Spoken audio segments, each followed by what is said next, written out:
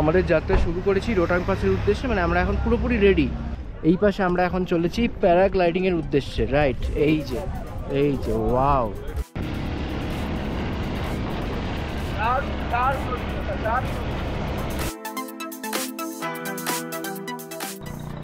এই জায়গাটার নাম হলো শিশু। বলে দিই, এই হচ্ছে কিলং বাস স্ট্যান্ড। ये मैं हूँ, ये अरुणाचल प्रदेश का है।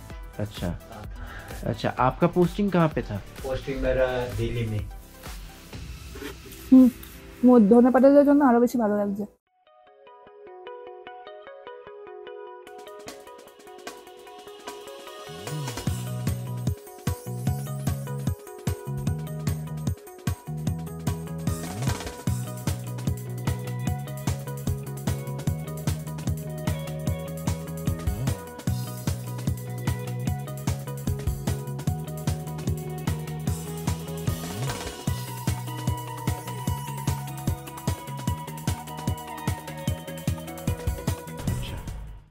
চনমনে রোদ উঠেছে, দেখতেই পাচ্ছেন। আমরা এখন এই কটেজটা থেকে চেক আউট করছি। চেক আউট করে আমরা এখন যাচ্ছি রোটাং পাস, শিশু, এই জায়গাগুলোর উদ্দেশ্যে সাইট সিনে। নমস্কার বন্ধুরা, আশা করি ভালো আছেন সবাই। আমি সৌম্যব্রত, আর আপনাদের সবাইকে আরও একবার এসভিদেশ ব্লগস চ্যানেলে স্বাগত জানিয়ে শুরু করছি আমাদের হিমাচল সফরের পঞ্চম অধ্যায়ের গল্প। আমাদের যাত্রা শুরু করেছি রোটাং পাসের উদ্দেশ্যে, মানে আমরা এখন পুরোপুরি রেডি। এই যে এই স্নো ভিউ আমাদেরকে ডাকছে। আচ্ছা, এই হচ্ছে শপ নাম্বার 280। এখানে আমরা এসে এখান থেকে প্রান্তিকা একটা জাম্পস্যুট নিয়েছে, আমিও একটা জাম্পস্যুট নিয়েছি। আমরা এখান থেকে 500 টাকায় জুতো এবং জামা, মানে দুজনের, মানে 250 টাকা করে জামা সঙ্গে জুতো ইনক্লুডেড এটা রয়েছে, আর দুজনের মিলে 500 টাকা। এইটা নিয়ে আমরা এখন যাচ্ছি। এই জায়গাটা দেখাই আপনাদের, এই হচ্ছে মানালি থেকে রোটাং পাসে যাওয়ার রাস্তা, আর এই পাশে এই হচ্ছে স্নোপিক।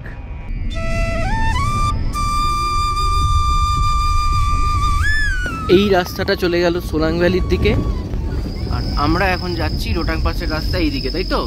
है ना भैया? ये रोहतांग पास का जाने का रास्ता है, और वहाँ पे सोलंग वैली का, हाँ चला गया वहाँ पे। ভিউ মানে এক পাশে অসাধারণ ভিউ, দারুণ দারুণ। আপনারা একবার এদিককার ভিউটা একবার দেখুন। বলে রাখি, এই জায়গাটার নাম হলো পালচান, যেটা মানালি থেকে প্রায় 10 কিলোমিটার দূরে। এই গ্রামটি রাস্তার পাশে পড়ে। এখান থেকে বরফের পাহাড়গুলি স্পষ্টভাবে দেখা যায়, এবং এখানকার প্রাকৃতিক দৃশ্য অতি মনোরম। দেখে বুঝতেই পারছেন কেন এইখানে দাঁড়িয়ে 360 ভিউতে আমি ভিডিওটা রেকর্ড করেছি। ওই যে ওই জায়গাটা দেখতে পাচ্ছেন, ওই পাশটা, ওখানটা হচ্ছে সোলাং ভ্যালি। এই পাশে পুরো এখানে মাউন্টেন রেঞ্জ, আর এখানে সব স্নোপিকগুলো রয়েছে। অটল টানেলে যাওয়ার যে পাহাড়টা রয়েছে, যে পাহাড়ের ভেতর দিয়ে অটল টানেলটা গেছে, এইটা হচ্ছে সেই পাহাড়টাই। এই পাহাড়টাই আমরা কালকেও দেখতে পেয়েছিলাম মানালি থেকে। খুব ভালো ভিউ দেখতে পাওয়া যায় এখান থেকে। বলাই বাহুল্য, গ্রেটার হিমালয়ের মাহাত্ম্যটা এইবার বুঝতে পারছি। এত কম সময় ল্যান্ডস্কেপ যেভাবে চেঞ্জ হচ্ছিল, আর রাস্তা যেভাবে রং পাল্টাচ্ছিল, আমরা তো রেকর্ডিং করা বন্ধই করতে পারছিলাম না। পালচানের পর গুলাবা পেরিয়ে অবশেষে এসে হল্ট নিলাম মারি বলে একটা গ্রামে, একটা বিশেষ কারণে। আমাদের লাগেজগুলো রেখেছি। এই পাশে আমরা এখন চলেছি প্যারাগ্লাইডিং এর উদ্দেশ্যে, রাইট? এই যে ওয়াও, দেখা যাক, এটা একটা ব্যাপক এক্সপিরিয়েন্স হতে পারে। আচ্ছা, প্রান্তিকার একটু ভয় ভয় করছে, তার কারণ এটা ওর ফার্স্ট ট্রাই, আমারও ফার্স্ট ট্রাই। তা আমরা দেখি কতদূর কি করতে পারি। যেহেতু প্রান্তিকা ভয় পাচ্ছিল, তাই আমার ইচ্ছা ছিল প্রথমে যাওয়ার, কিন্তু আমার বডি ওয়েট অনুযায়ী পাইলট তখনও পাওয়া যায়নি। আসলে পাইলটের বডি ওয়েট আমার বডি ওয়েটের থেকে বেশি হওয়া উচিত। তাই প্রান্তিকা প্রথমে গেল, আর আমাকে অপেক্ষা করতে হলো। প্যারাশুট খুলে গেছে, দৌড়বে দৌড়বে দৌড়বে দৌড়বে, যাও। 2 মিনিটের মধ্যেই ও ফোন করে জানালো ওর সেফ ল্যান্ডিং হয়েছে। আসুন ওর এক্সপিরিয়েন্সটা দেখে নেওয়া যাক।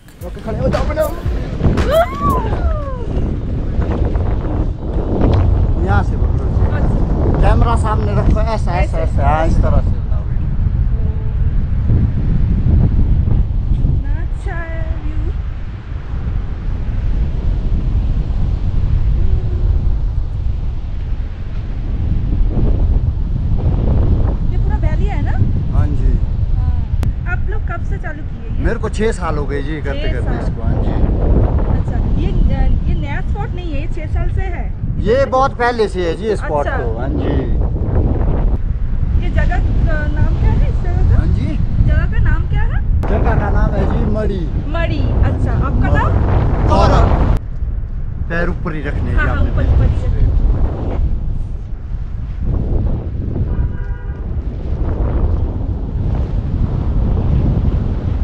अब मेरी बारी है। बस প্যারাশুট আনে দোস্ত হ্যাঁ, পিছনে গাড়ি আসলে প্যারাশুটটা আসবে, গ্লাইডারটা আসবে, এইটা হচ্ছে সিট। এই সিটেতে আমি বসবো, যেরকমভাবে প্রান্তিকার হলো ঠিক সেইভাবেই আমারও হবে। কি অসাধারণ ভ্যালিটা না, এবং এই জায়গাটা সবচেয়ে সেফ প্যারাগ্লাইডিংয়ের জন্য। আপনার নাম কি ভैया? পন্না শাখা। पन्ना शाखा। আচ্ছা, আমার এক্সপিরিয়েন্সটা আমি চেয়েছিলাম দুটো অ্যাকশন ক্যামেরায় শ্যুট করতে, একটা আমার, একটা ওদের দেওয়া।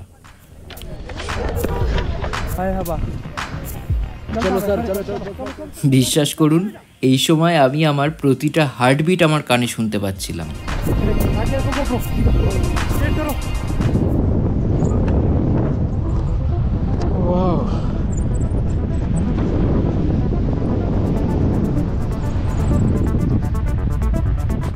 তো যেমনটা বলেছিলাম, এই যে ভিউগুলো দেখতে পাচ্ছেন এটা আমার অ্যাকশন ক্যামেরায় তোলা, আর যেটা আমার শট সেইটা ওদের অ্যাকশন ক্যামেরায় তোলা।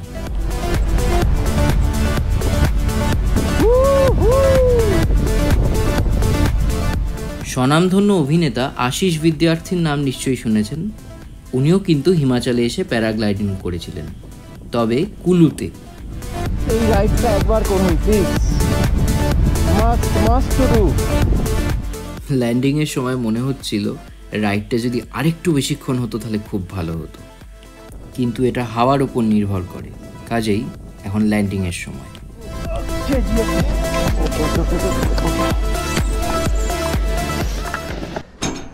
এই যে এই ঠিক এইরকমভাবে আমরা নামলাম, প্রান্তিকা তো উপরে চলে গেছে, এটাতে করে যাবে। আচ্ছা, 6486 এইটা হচ্ছে আমার গাড়ি, এখান থেকে বলে দিল, এটাই হচ্ছে এখানকার নিয়ম। আচ্ছা, এখন আমরা আবার এই গাড়িতে বসেছি ওনারা এই গাড়িতে করে আমাদের যেখান থেকে আমরা টেক অফ করেছিলাম ঠিক সেইখানে আবার পৌঁছে দেবে। তো এই যাচ্ছে এই রাস্তা দিয়ে গাড়ি। আবার শুরু হলো আমাদের পথ চলা। এবার এসে পৌঁছলাম রোটাং পাসে।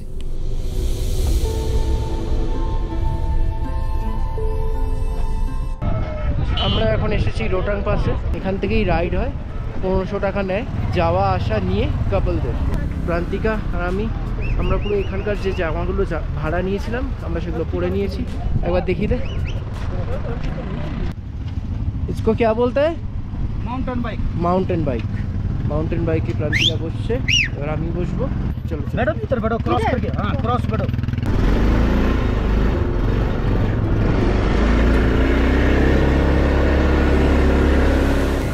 আচ্ছা, আপনারা জানেন কি এই জায়গাটার নাম রোহতাং পাস কেন? আপনাদের কি মনে হয় রোহতাংয়ের অর্থ কি হতে পারে? মাউন্টেন বাইকে করে আমরা নামছি, পাশে যে লেকটা দেখা যাচ্ছে ওই লেকটাতে আমরা যাবো, জায়গা আছে। এমন প্রাকৃতিক শোভায় মোড়া এই জায়গাটির নামের অর্থ শুনলে চমকে উঠবেন। তিব্বতী ভাষায় রো কথার অর্থ হল মৃতদেহ এবং থাং কথার অর্থ হল মাঠ বা প্রান্তর, অর্থাৎ রোহতাং কথার অর্থ হল মৃতদেহের প্রান্তর। এখানকার প্রাণনাশক দুর্গম আবহাওয়ার জন্য এই নামকরণ।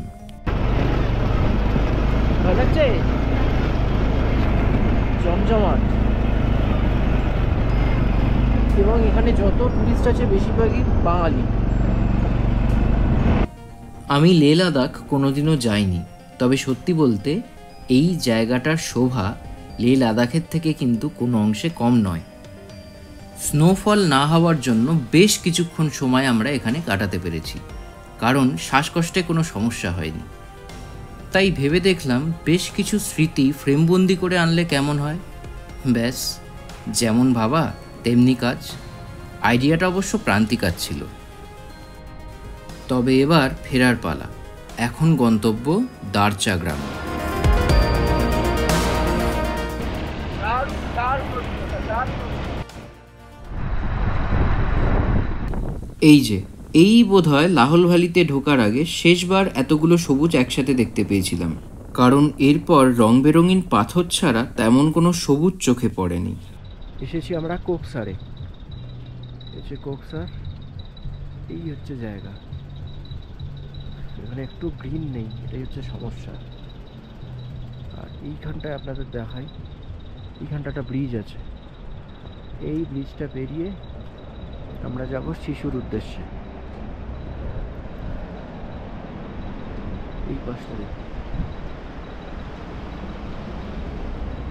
জলটা পুরো নীল। আচ্ছা, জানেন কি এই নীল রঙের নদীটার নাম কি? এটা কোথা থেকে উৎপত্তি হয়েছে আর কোথায় বা গিয়ে মিশেছে?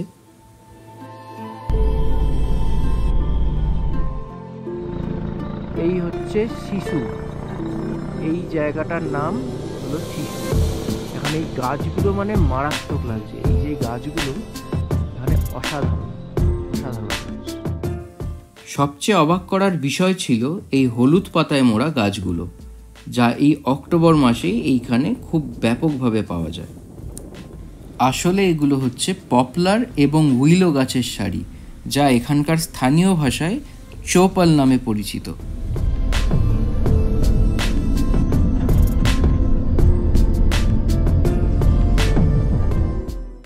শিশুর সামনে একটা জায়গা, এই জায়গাটায় আমরা এই পাশ থেকে এসেছি। এই পাশে পাহাড়ের এখানে বরফটা পড়ছে, গলে পড়ে জমে রয়েছে, মানে জলটা গলে গলে পড়ে পড়ে বরফ হয়েছে। দেখুন, মানে এটা কিন্তু একটা মানে ফ্রোজেন ওয়াটারফলের মতন। হলুদ সবুজ গাছ দিয়ে ঘেরা এই সুন্দর শহর, যেখানে দূর থেকে যে স্নোপিক দেখা যাচ্ছে, এই শহরটার নাম হচ্ছে গোন্দলা। এরপর যদি কখনো আসি এখানে, আমি কিন্তু গোন্দলায় থাকবো। তো যেটা বলছিলাম, এই নদীটার নাম হলো চন্দ্রভাগা নদী। হ্যাঁ, হিমাচলে এই নদীটার নামই হলো চন্দ্রভাগা, এবং এই নদীটা পাকিস্তানে সিন্ধু নদের সাথে মিশেছে চেনাব নদী নামে। আচ্ছা, এই আমরা যাচ্ছি কেলং এর দিকে।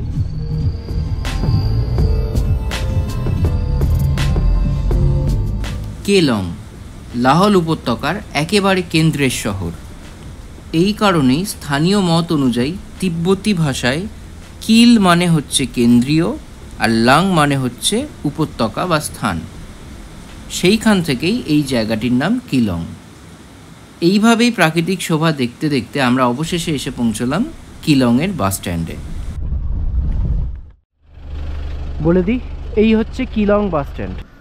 অ্যাকচুয়াল যে গভর্নমেন্ট বাস, যেটা এইচআরটিসির বাস, সেটা আর এখন আর লে অবধি যাচ্ছে না, সেটা দারচা অবধি লাস্ট যাবে। এটা আমাদের সৌভাগ্য যে দারচা অবধি লাস্ট যাবে। তো এই বাসটা আমরা পেয়ে গিয়েছি, এই বাসটায় আমরা উঠেছি। এরপর আমরা এই বাসটা থেকে যাব দারচায়। ইচ্ছা তো ছিল বড়লাচা পাস যাওয়ার, তবে মনে হয় না বড়লাচা পাস যাওয়া যাবে। তার কারণ এখন নাকি বড়লাচা পাসে যাওয়ার যে ওয়েদার, সেই ওয়েদারটা খুব খারাপ, যার জন্য এই বাসগুলো সাধারণত রুট নেয় টানা লে অবধি, কিন্তু লে অবধি এখন এই বাসগুলো আর যাচ্ছে না। তো রিস্ক কেউ নেবে না এখানকার লোকেরা, এটা একটা ভালো দিক। অ্যাটলিস্ট আমরা শান্তিপূর্ণভাবে ট্রিপটা করতে পারবো। শুরু হলো আমাদের আবার বাস যাত্রার সফর। তবে এই সফরে একটা উপরি পাওনা ছিল, যেটা হয়তো গাড়িতে করে এলে পেতাম না। ওই যে দূরে নিচে গুটি কয়েক বাড়ি মিলে একটা কলোনি তৈরি করেছে, দেখেছেন? না, ওটা আসলে কোনো কলোনি নয়, ওটা একটা ছোট্ট গ্রাম, নাম হলো তিন্ন। বাসে আসার সুবিধা হচ্ছে বাসটা প্রত্যেক দিন এই আঁকা বাঁকা খাড়াই ও চড়াই উতরাই পথ ধরে ওই গ্রামটায় গিয়ে পৌঁছয় এবং 1 মিনিটের হল্ট নেয়। সেখান থেকে কিছু প্যাসেঞ্জার তোলে, আবার কিছু প্যাসেঞ্জার নেমেও যায়। তারপরে বাসটা আবার এই পাহাড়ি রাস্তা ধরে উঠে দারচা গ্রামে গিয়ে পৌঁছয়।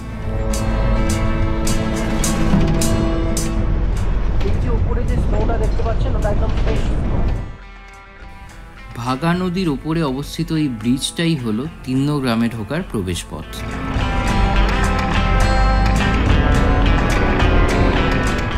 দুঃখের বিষয়, 1 মিনিট হল্ট নেওয়ার কারণে আমরা বাস থেকে নামার সময়টুকু অবধি পাইনি, কাজেই আমরা এইটুকুর মধ্যে দিয়ে যতটুকু রেকর্ডিং করেছি আপনাদের দেখাবার চেষ্টা করছি।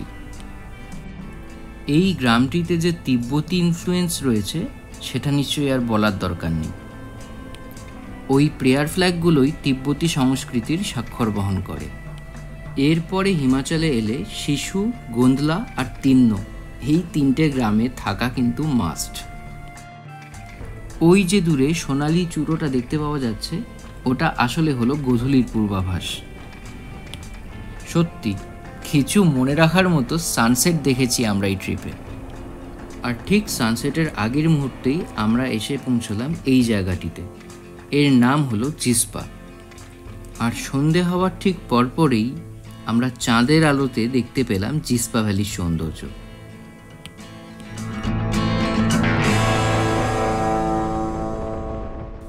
এখন বাস এসে যেখানটায় থামলো সেটাই হলো আমাদের গন্তব্যস্থল দারচা গ্রাম। এখানে কেন এরপরে আর কোনো ভিডিও করতে পারিনি তার কারণটা কিছুক্ষণ পরে প্রান্তিকার মুখ থেকেই শুনবেন। তবে তার আগে আসুন অন্য একজনের গল্প শোনা যাক। এই হচ্ছে এখানকার ইম্প্রোভাইজড রুম হিটার। এবার দেখে নিন, এই রুম হিটারটায় এনারা এখানে ভেতরে কাঠ ফাট ভরে দিয়ে জ্বালিয়ে দেয়। এইখান থেকে স্টিমটা বা এই তাপটা ওঠে, এই পাইপ বরাবর উঠে ওপরে গিয়ে ওপরের ঘরটাও গরম হয়, এখানেও গরম হয়। এই যে এই পাশে কিডলিং রাখা রয়েছে, কাঠ টাট एगुलो रखा रही है, এইগুলো জ্বালানি হিসেবে এখানে দেওয়া হয়। आप आर्मी में थे क्या? हाँ, पहला मिलिट्री में था मैं। फिर उसके बाद 5 साल डेपुटेशन 85 to 90 अच्छा एनएससी में रहा था। अच्छा सिक्योरिटी गार्ड कमांडो। अच्छा वहाँ पर हमारा ड्यूटी होता था बीएपी अच्छा सिक्योरिटी के लिए। अच्छा तो उस टाइम हमारे 85 में गृह मंत्री अच्छा भुट्टा सिंह था, सरदार भुट्टा सिंह। अच्छा। फिर उड़ान मंत्री था जगदीश टेटर। बाप रे। 4 मिनिस्टर थे। वाह। फिर अर्जुन सिंह था, क्या कहते हैं, ये मैं हूँ, ये अरुणाचल प्रदेश का है। अच्छा साथ अच्छा, आपका पोस्टिंग कहाँ पे था? पोस्टिंग मेरा दिल्ली में। दिल्ली में। अच्छा, दिल्ली में। आप यही का रहने वाले हो? यहीं के रहने वाले। अच्छा, कोई प्रॉब्लम नहीं होता आप लोगों को यहाँ पे? मतलब कुछ चीज तो ऐसा होता है कि जल्द से जल्द नहीं मिलता? नहीं, आजकल कोई प्रॉब्लम नहीं है, क्योंकि ये अच्छा। टनल जो बन गया, हाँ टनल बनने से पहले बहुत प्रॉब्लम थी यहाँ। हाँ खास कर ये हमारा क्या कहते हैं, कोई बीमार हो जाए ना, हाँ तो उसको दवाई नहीं मिलता उसमें? दवाई तो मिल जाता है, छोटा मोटा। डॉक्टर नहीं मिलता? डॉक्टर नहीं मिलता है। अच्छा, हाँ, सर्दियों में तो बर्फ पड़ता है ना, बर्फ पड़ता है। हाँ, यहाँ पे तो पूरा मतलब रोड भी ब्लॉक हो जाता है कभी हाँ, कभी। 2-3 फीट तक पड़ जाते हैं। अच्छा पहले तो इससे भी ज्यादा पड़ता है, अभी तो बर्फ पड़ना भी बहुत कम हो गया। हाँ। 7-7, 8-8 फीट तक पड़ते थे। बाप रे बाप। आप और आंटी ही यहाँ पे रहते हो? बच्चे हैं अभी, बच्चे तो पढ़ाई पूरी हो गई है। अच्छा अच्छा, बच्चे कहाँ पे रहते कहाँ पे रहते? देवा गया हुआ है, क्या कहते हैं, कुल्लू दशहरा। कुल्लू शहर में? अच्छा अच्छा अच्छा, 3 बच्चे हैं, 2 लड़की 1 लड़का। वाह, तीनों ही कुल्लू में है? हाँ, अभी पढ़ाई चल रहा है? हाँ जी, पढ़ाई उनकी पूरी हो गई, बेटियों की दोनों की ने ग्रेजुएशन कर दिया। अच्छा अच्छा और लड़का जो है अभी +2 अच्छा, पे है। ठीक है। बहुत खुशी हुआ आपसे मिलके। Thank you. मैं चाय बनाता हूँ। हाँ हाँ ठीक है। আচ্ছা, আমরা এখন রয়েছি দারচার হোমস্টেতে, যেখানে আমাদের পাহাড়ি হোমস্টে, যেটা দারচা পাহাড়ি হোমস্টে, এটা আপনারা অনলাইনে বুক করতে পারেন। এইখানের সবচেয়ে ভালো জিনিসটা আমি বলছি, একটু কস্টলি, 2500 এক রাতের জন্য, কিন্তু দেখুন আপনি রুমটা এখানে, হ্যাঁ এই হচ্ছে রুম। এই রুমটা ছাড়া আমরা রুম পাইনি, ঠিক আছে? মানে 6 জনের রুম ছাড়া আমরা রুম পাইনি, এখানে অ্যাভেলেবেল ছিল না। তো আপনারা যদি 6 জন একসাথে আসেন, এই 2500 টাকাটা আপনাদের একেবারেই গায়ে লাগবে না। এবং সবচেয়ে বড় কথা কি জানেন, এইখানকার ব্যবহার, এই হোটেলের যিনি মালিক এবং যিনি মালকিন, এনারা দুজন হাজব্যান্ড ওয়াইফ, এত ভালো ব্যবহার। এবং যে হাজব্যান্ড যিনি, মানে মালিক যিনি, উনি একটু হিন্দি জানেন, উনি এত ভালোভাবে আমাদের সাথে ব্যবহার করলেন এবং কথা বললেন। দেখুন, আপনাদেরকে একটা জিনিস দেখাই। একটা জিনিস আমরা পড়েছিলাম কোনো একটা জায়গায়, আমার মনে পড়ছে না, do your job and a little more. এই লিটল মোরটা আমি দেখাচ্ছি। এই ম্যাগিগুলো আমরা নিয়ে এসেছিলাম, ওনাদেরকে বলেছিলাম আপনারা একটুখানি সেদ্ধ করে দিয়ে দিন। ওনারা সেদ্ধ তো করে দিয়েইছেন, তার সঙ্গে ওনারা উপরে আবার ধনেপাতা কুচো করে ছড়িয়ে দিয়ে দিয়েছে। আচ্ছা, পুরো দেওয়াল টেয়াল সবকিছু কিন্তু কাঠের, ঠিক আছে। তবে রাতে কিন্তু ঠান্ডা পড়বে, কারণ ঠান্ডা আমার অলরেডি লাগছে অল্প অল্প। আমি একটু একটু, আমাদের তো শ্বাসেরও কষ্ট হচ্ছে অল্প। হ্যাঁ একটু একটু শ্বাসের কষ্ট হচ্ছে, তবে চিন্তার কিছু নেই কারণ আমরা কোকা 30 নিয়ে এসেছি। তবে এই রুমটা আমার ভীষণ ভালো লেগেছে। সবচেয়ে বড় কথা, এরকম হোস্টিং কিন্তু পাওয়া যায় না। ভদ্রলোক ভদ্রমহিলা ভীষণ ভালো, এবং ভদ্রলোক যেভাবে আমাদের এই ভারী লাগেজটা, একবার দেখা লাগেজটা, এইটা যা দেখছেন এটা কিন্তু পুরো প্যাকড আপ এবং ফুল, ঠিক আছে। 30 কেজির ওপরে ওজন হবে হয়তো। তো এইটা উনি একা কাঁধে করে এই উঁচু থেকে উঁচু রাস্তা দিয়ে তুলে এনেছেন। মানে এটা, উনি আর্মিতে ছিলেন, ওনার ফিজিক সেই রকম, হ্যাঁ ফিটনেস সেই রকম, কিন্তু স্যালুট। মানে উনি যেভাবে মেনটেন করছেন এই জায়গাটাকে এবং যেভাবে হোস্টিং করছেন, খুব ভালো লেগেছে আমাদের। তোর কি রকম লেগেছে তুই বল। স্টে গুলো খুব উঁচুতে, ওই বলে নাকি যে কষ্ট না করলে কেষ্ট মেলে না, এই সেম জিনিস। মানে উঁচুতে উঠতে গিয়ে আমার খুবই কষ্ট হয়েছে, মানে লাস্ট পর্যন্ত আমি উঠতেই পারবো না ভেবেছিলাম। এই যে দারচার যে হোমস্টেটাতে, ওটাই জাস্ট আমি যখন উঠছি, মানে আমি ভাবছি কি যে আরো পিছিয়ে যাচ্ছি, কিন্তু ফাইনালি সৌম্য টেনে টুনে আমাকে ওপরে তুলেছে। কিন্তু ওপরে তোলার পর ব্যাস, ওপরে তোলার পর মানে ওই যে কষ্টটা মানে কোথাও যেন বিলীন হয়ে গেল। আমরা ফার্স্টে ডিসাইড করছিলাম জিসপাতে যাব, বাট তারপরে মনে হলো কি যে, এটা আমার মনে হয়নি, সৌম্যর মনে হয়েছিল যে না, জিসপা থেকে একটু উঁচুতে দারচায় গেলে কিরকম হয়। এখনো অব্দি এখন দারচাতে স্টে করছে, আর এখানে যিনি দারচায় মানে যিনি হচ্ছে এটাকে দেখভাল করে বা এটা ওনার, সে সে হচ্ছে আমাদের সাথে এত ভালো বিহেভ করছে যে মনে হচ্ছে কি যে মানে আমরা একটা বাড়িতে মানে হোমলি বিহেভ, যেটা মানে হোমলি ফিল, সেরকম মনে হচ্ছে। তো ফার্স্টে চা খেলাম, এবার এখন আমি ম্যাগি খাচ্ছি। নাহলে এটা ঠান্ডা হয়ে যাবে। হ্যাঁ, কে বল কি রকম ধনে পাতার জন্য আরো বেশি ভালো লাগছে। ভালো লাগছে না? আচ্ছা চলো, আমি আবার পেঁয়াজ দিয়েছে। বাহ, কি প্রবলেম হবে তাতে? না, দারুণ লাগছে খেতে। দারুণ লাগছে তো ম্যাগিটা। এবার আমার খাবার পালা। হ্যাঁ। আমি এবার খেয়ে নিই। কি ভালো হয়েছে, মানে এটা যে একটা প্রপার ডিনার হতে পারে সেটা ইনি প্রমাণ করে দিলেন, যে একটা ম্যাগিকেও প্রপার ডিনার কিভাবে বানানো যায়। আমাদের হিমাচল ভ্রমণের পঞ্চম অধ্যায়ের গল্প আজকে এখানেই শেষ হলো। খুব শিগগিরই ফিরবো ষষ্ঠ অধ্যায়ের গল্প নিয়ে। কেমন লাগলো এই ভিডিওটা সেটা আপনারা আমাকে কমেন্ট বক্সে জানাতে পারেন। এই ভিডিওটা ভালো লেগে থাকলে লাইক করবেন আর বন্ধুদের সঙ্গে শেয়ার করবেন। আর হ্যাঁ, সাবস্ক্রাইব করতে কিন্তু ভুলবেন না, কারণ সাবস্ক্রিপশন হলো ফ্রি। ভালো থাকবেন সবাই।